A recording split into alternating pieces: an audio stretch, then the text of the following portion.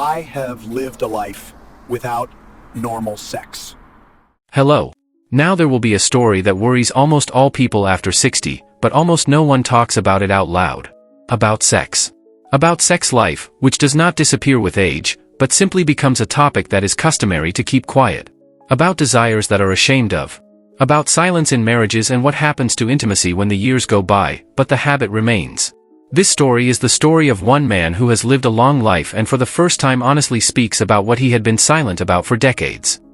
For a long time he could not understand when exactly this happened. There was no specific day after which everything disappeared. There was no quarrel, resentment, or any event that could be called the reason. Sex simply began to recede into the background. At first less often, then almost never, and over time, as if it had never existed in his life. The strangest thing for him was not this. The strange thing was that no one talked about it. Not him. Not his wife. The topic disappeared from conversations as imperceptibly as it had from bed. They continued to live their normal lives: home, work, shopping, trips, doctors, family affairs. From the outside, everything looked calm and correct. But intimacy became something that was not discussed. Over the years, he realized that desire had not gone anywhere. It simply became uncomfortable. It was easier not to notice it than to admit it. It was easier to remain silent than to say out loud something that could change the usual order. He did not ask questions, because he did not know if he was ready to hear the answer. He did not consider himself a victim. He did not get angry or look for the guilty. He simply accepted this silence as part of adult life. Sex gradually turned into something optional, then into something distant, and over time, into a word that was not attached to anything. Only with age did a simple understanding begin to come to him. It was not about age, not about the body, and not about the circumstances. It was about silence. In the fact that he himself agreed not to talk about important things, because it was more convenient. And it was in this convenience that intimacy disappeared completely. For the first time, he allowed himself to think that sex does not disappear by itself. It disappears where people stop talking about it. For a while he thought that everything was normal with him. Many people lived like that. He had seen it all around him. Men his age rarely talked about sex. If they did, it was in jest or to belittle the topic. As if desire after 60 was something funny or inappropriate. And he accepted this unspoken norm as the rule. But one day he caught himself thinking a simple thought. He hadn't stopped wanting, he had stopped allowing himself to admit it. He felt embarrassed even in front of himself. Not in front of his wife, not in front of his doctor, not in front of his friends. In front of himself. As if desire automatically made him funny or old in the wrong sense of the word. He began to notice how often he confused age with an excuse. He told himself that it didn't matter, that the main thing was health, peace, stability. But the longer he thought like that, the more clearly he understood, it wasn't true. It was a convenient explanation that allowed him to change nothing. What struck him most was that the problem wasn't physical. He could feel it. His body wasn't indifferent. The indifference was in his head, where the habit of silence had built up over the years. He had set a limit for himself and had stopped noticing it. For the first time in a long time, he didn't try to find the culprit. He didn't look for the reason in his wife, in his age, in his circumstances. He simply admitted, he had given up this part of his life voluntarily. Not because he couldn't, but because he was afraid of looking out of place. And it was at that moment that a feeling of clarity came. Not pain. Not regret. But understanding. He realized that intimacy doesn't disappear with the years. It disappears when a person decides that it's better to keep quiet about it than to speak honestly. After this realization, he didn't do anything for a long time. Not because he didn't want to, but because for the first time he allowed himself to simply observe. Without excuses. Without trying to change anything right away. He began to look honestly at his thoughts when he was alone. And they no longer seemed foreign or wrong. He noticed how often he had previously devalued his own desire.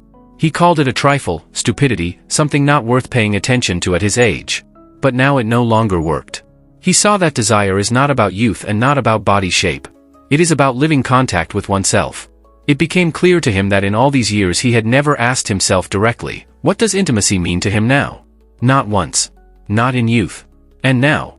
Not in someone else's eyes, not according to someone else's rules. For himself. And the answer was simple and at the same time uncomfortable. He didn't want sex so much as the feeling that he was still alive, still feeling, still had the right to want. He realized that silence was not neutral. It was a decision. Each year of silence was a small renunciation of himself. Not dramatic, not noticeable, but consistent. And now that he saw it, he could no longer pretend that nothing was happening. It did not bring him anxiety. On the contrary, peace appeared. Peace from the fact that he had stopped lying to himself. He no longer hid his desires behind age, behind marriage, behind habit. He simply recognized them as a fact of his life. And in this recognition there was something new. Not a beginning and not an end. But a point from which for the first time in a long time he looked at himself without shame and without fear. After he stopped hiding from his own truth, his life on the outside had hardly changed. The same days, the same habits, the same people around him. But inside, a different state had emerged. He no longer tried to suppress his thoughts or brush them away. He allowed them to be, without haste and without a plan. It became clear to him that for many years he had lived in a mode of deferred permission. As if there was some right moment when he could want again, speak again, be alive again. And that moment never came, because he kept putting it off. Now he saw it clearly. He stopped evaluating himself from the standpoint of normal or abnormal. Before, every thought had passed through the filter of shame. Is it possible to think like this at my age? Is it decent to want this? Does it not look ridiculous? Now that filter was gone. Not because he had become braver, but because he understood, these questions did not matter. He no longer wanted to justify himself, even mentally. He didn't prove to himself that he had the right to desire. He simply accepted the fact that desire existed. And that was enough to make the tension he had carried for years begin to subside. He saw that the problem had never been sex as an act. It had been the prohibition on talking about it, first with others, and then with himself. When that prohibition was gone, many things stopped seeming so complicated. And for the first time in a long time, he felt not loss but presence. The feeling that he was inside his life again, not watching it from the sidelines. Without illusions, but without emptiness. After that, he began to look differently at the little things that had previously seemed neutral. At the touches that were not there.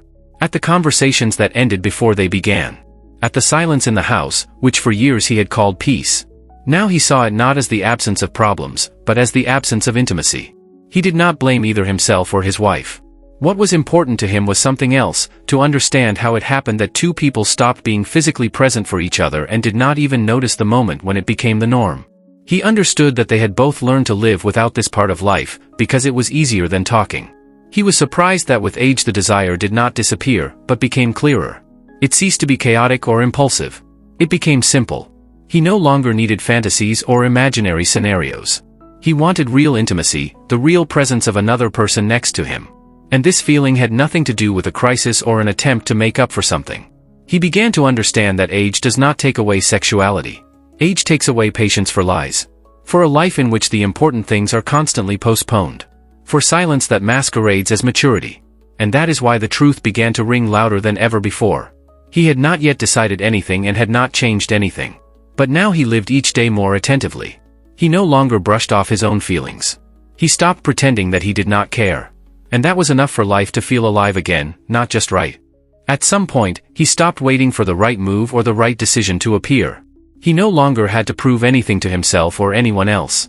He realized that the most important thing had already happened. He stopped lying. And everything else was secondary.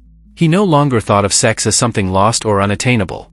He began to perceive it as a part of life that could be acknowledged or ignored, but not crossed out without consequences. And for the first time in many years, he felt respect for himself, not for restraint and patience, but for honesty. It became clear to him that the problem had never been age, marriage, or circumstances. The problem was the decision to remain silent. In the desire not to disturb the peace even when this peace had long since turned into emptiness. And now, seeing this, he no longer wanted to live as if nothing was happening. He does not make plans or promise changes. He simply allows himself to be alive at this age, with this body and with these desires. No shame. No excuses. No need to explain anything to anyone. This is not a story about loss. And not about regret. This is a story about the moment when a person finally calls things by their right names. And realizes that life does not end when youth disappears.